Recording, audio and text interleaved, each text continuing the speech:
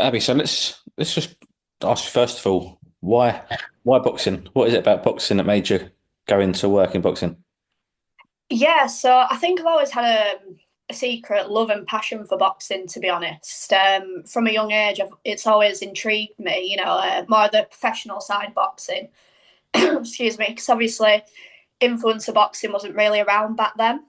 But I think with what Misfits are doing currently, I think it's sort of just inspired me to kind of run my own influencer boxing company and just have my own sort of twist and individuality on my own company, my own say, grow my own fighters, and see where it goes. Really, Obviously, boxing's always been a very much a male-dominated sport. yeah. For you, obviously getting into the influencer side of promoting and things like that, have you ever come across any troubles or tribulations as a female? Um, yeah, I mean, obviously, for the most part, for the past couple of shows, I've dealt with mainly male fighters. We haven't had any females just yet, but hopefully for the next card. But yeah, I think with working you know, with males and it being like a male dominated sport like you've just said, I think as a female you get kind of bypassed in a way, and obviously a lot of the male fighters like to deal with my business partner, um, just because they feel more comfortable with talking to him. But I think as a female promoter it's similar to being a female fighter in a way. You have more to prove, you have more to more to gain for when it goes right as well. But I think you've just got to prove yourself in this sort of industry. It's still very male dominated, so it just makes you work harder. It makes you want to prove yourself more, um, and it when it works out and when the results show, you gain the fighters' respect. And I think we're sort of coming into an era now where there are becoming more female fighters. They're getting, more of a good reputation now in this industry. They have a voice now compared to what they used to. So I think it kind of needs to go that way for female promoters because there's not, to my memory anyway, there's not many around at the moment. So I like to think that I'm a little bit of a pioneer in that sense, and hopefully more females can get into the promotion side of things, build their own company and promotion, and have it do well. You mentioned you feel like sometimes you've got a point to prove. Does that sort of sum you up? You're a very determined and motivated woman. Yeah, I am. I think that's always been instilled within me from a young age. I've always wanted to do something that stands out from the crowd, black sheep mentality, and sort of had a lot to prove from a young age. I've never wanted to do your traditional 9 to 5 job. I've always wanted to do something that's very out there and different and make a good impact on the world, and something that people can look up to and admire and inspire loads of different people from around the world of different ages, race, sexualities, gender, etc. So I think yeah, it's kind of always been within me to prove that and do that to the best of my ability. So far, what's been the toughest challenge for you in promoting? Oh, the toughest challenge. I guess it's similar to professional boxing. You kind of have to deal with a lot of egos, and a lot of the fighters have them, and a lot of the fighters think they're better than everyone else and they deserve to be paid a certain amount of money, and they're bigger than what they are and more established than what they are, and you just have to bring them down to earth a little bit and just say, look, you've got to work your way up the ladder, start from scratch, be realistic with your expectations, and that's always a very difficult conversation to have with the fighters because a lot of them want ridiculous amounts of money up front, like guaranteed, regardless of ticket sales. A lot of them want, sort of unrealistic opponents where they're nowhere near their level yet. So you just have to kind of chat to them and bring them down to earth and coach them and kind of work as a management in a way and just say, this is how you work your way up the ladder gradually. You want this opponent because this would help benefit you in this avenue. And it's a challenge because you have to be on the right page with the fighter. You have to help guide them, and you have to sort of keep them happy. and at the same time keep the company going and keep the company afloat and do things what benefits the business. Otherwise, it's just like an expensive hobby. Otherwise, you know. Absolutely.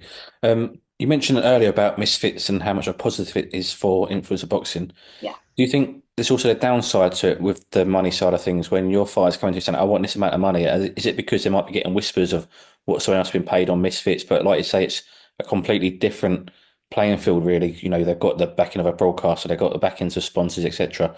So it's a completely different level of, finances, I suppose.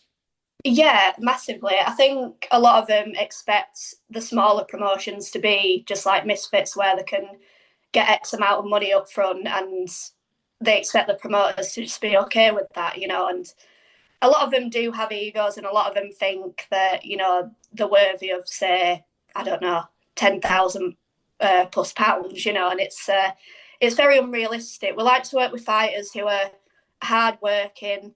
They've got a passion and love for the sport. You know, they've got the hunger there. They've got a bit of a following. You know, nothing crazy or too outrageous, but they've got potential, and that's what we look for in fighters, and that's the sort of people we like to work with. You know, easy to work with, nice, down to earth person, can sell tickets, can do the work, can do the promo side of things online, get a bit of a back and forth going with their opponent.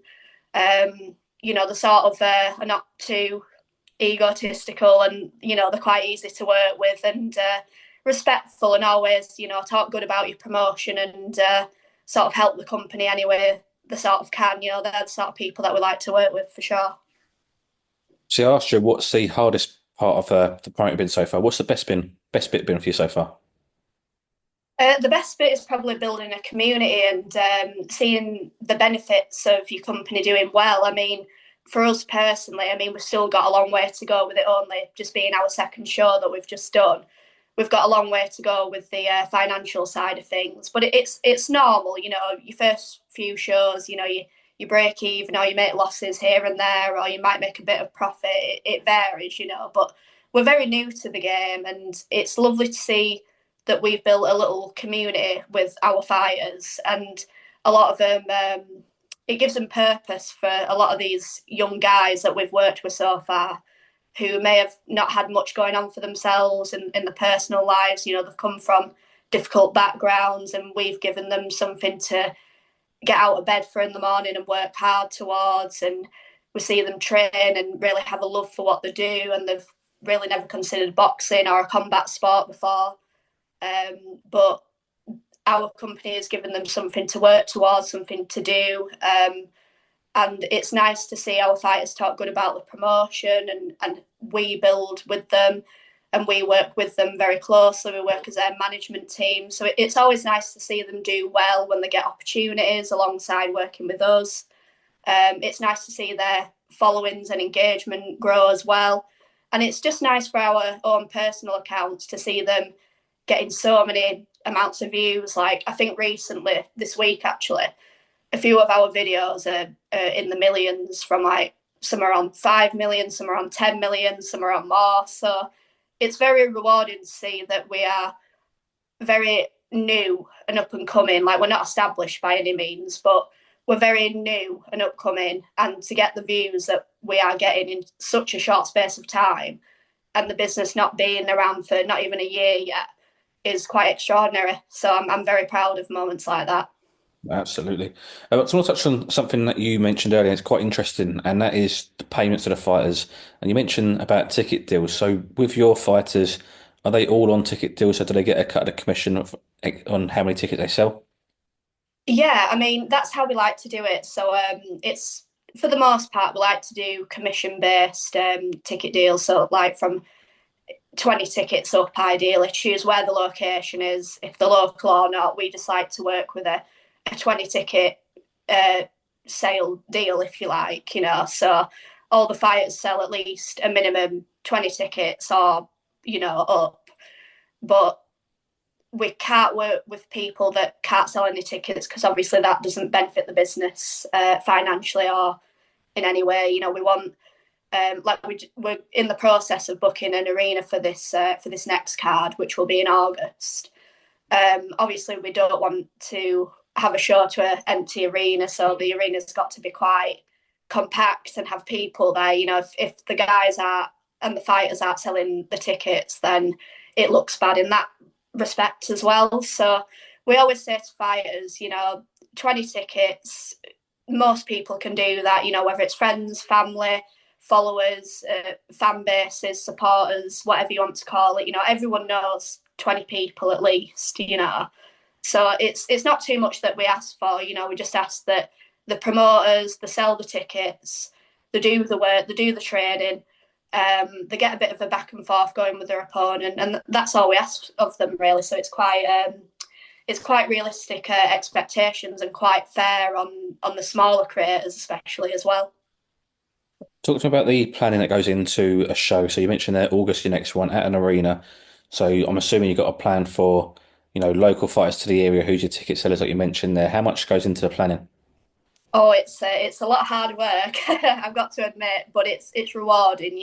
But yeah, it's like anything. You've got to you get out of what you put into anything, any job, and running any kind of event is very time consuming and it's a lot of hard work. It's 24/7 on your phone non-stop, a lot of phone calls, a lot of meetings, whether it's virtually or in person, a lot of companies you have to reach out to. Obviously, you've got to reach out to sponsors who may want to sponsor your particular event. So you've got to have meetings and tell them all the details about that. We've had a few opportunities come our way again in such a short space of time, just off the back of our second show. We're getting opportunities, we're getting deals. Misfits know who we are. Other promotions know who we are.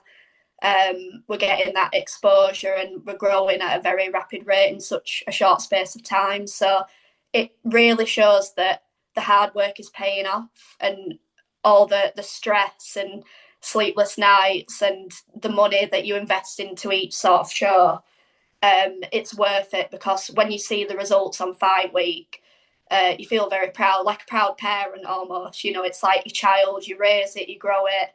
You have a lot of sleepless nights and headaches and, trials and tribulations and all that. But when you see the positives on fight week and you see everyone get in the ring, have a good time, the show runs smooth, and you look after the fighters, take care of them well, and you see the smiles on the faces and the messages that we get straight after begging to be on the next one and when's the next one.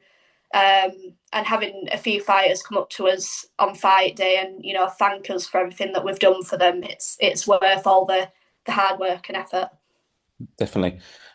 Just the last topic I wanted to talk on was the future of the Yeah. promotion. Obviously, I'm assuming the main goal will be to achieve what Misfits have achieved and surpass that. But in the meantime, the next, say, I don't know, next year, 2, 3 years, what are your plans and what are your goals and ambitions? Yeah, for the business, I'd love to be, even half of what Misfits is. I think that's the goal for every promotion. Just get bigger and better and climb your way up the ladder. And I think with the pace that we are working at, that's very achievable and very realistic. For a lot of promotions, they could go for years, like 10 plus years, and not really have much happen for them. Not many opportunities, or not growing much on socials, but maybe they're doing well in the financial side of things. But yeah, I think for us, everything really, we want to succeed in the financial side of things. We want to succeed on socials. We want to be getting, bigger names that come to us. We'd like to work with promotions like Misfits, in the future once we're ready. Obviously, get more established, and I think the opportunities are endless. I think we've had many creative ideas of what we can do for the business and how we can stand out as a promotion from the rest, and not just be another promotion that's around and another option. We want to not sort of copy anyone or recycle fighters. We want to have our own unique names that we work with, our own unique talent that we grow. We want to delve into maybe influencer MMA or influencer football, or the list is endless. So we want to mix sports with entertainment and influencers. That's essentially the direction and the route for Speedstar for the future.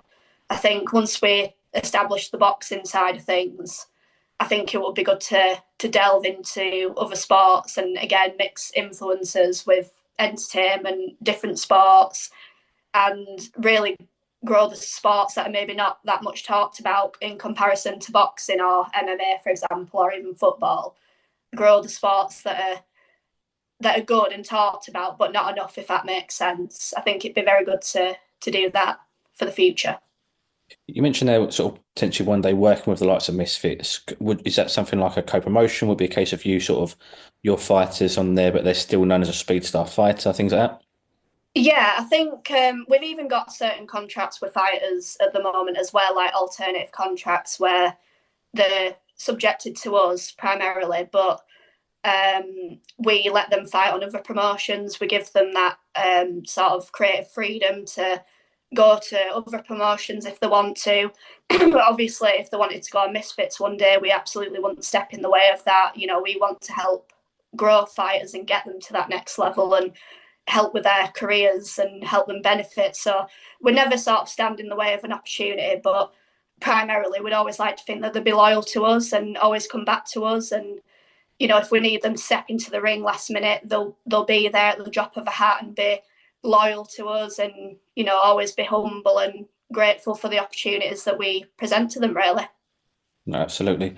But that's everything I want to ask you about. Anything that you want to add at all? Um, no, I mean, as I say, we're doing very well at the moment. We're excited for the next show. You know, August 23rd is the next one. It'll be in Cardiff for everyone who doesn't know already. This one's going to be bigger and better. We've got an arena. We've got bigger fighters. We've got a lot of Cardiff-based fighters. We've got some really good ideas and plans. We might even be hiring like a private jet, you know, luxury cars to drive the fighters from the airport to the venue. And yeah, we've got a new recruit to the Speedstar team who's also a part of Misfits, which we will be announcing in due course. So yeah, the future's looking very bright for Speedstar. So as I say, applications for applying to be a fighter will be open very soon. So keep a lookout and keep following our journey and keep supporting. Absolutely. It's very exciting times as well. Definitely. Thank you. No worries, Abby. Thanks for your time. Thank you, James. Pleasure. Cheers.